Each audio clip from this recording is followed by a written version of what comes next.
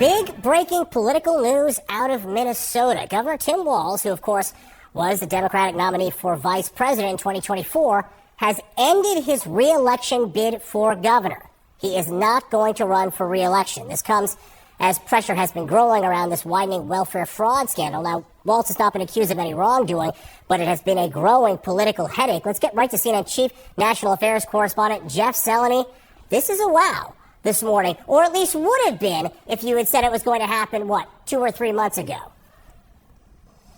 That's right, John. Good morning. Even perhaps 2 or 3 weeks ago, the reality is Minnesota Governor Tim Walz had been insistent on running for a third term, which would have been unprecedented in and of itself. Minnesota has not elected a governor for 3 consecutive terms, but it is that deepening federal probe as well as this widening scandal. As you said, he is not implicated in this at all. This is actually somewhat old news in Minnesota.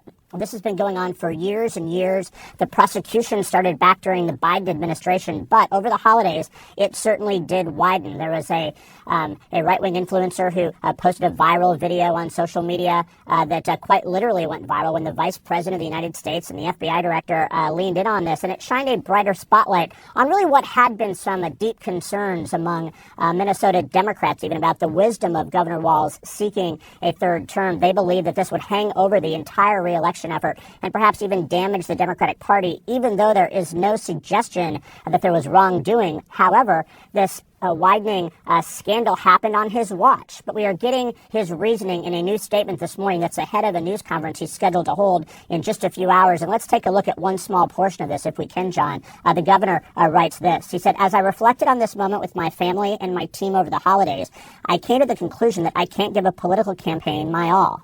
Every minute I spent defending my own political interests would be a minute I can spend defending the people of Minnesota against the criminals who prey on our generosity and the cynics who prey on our differences."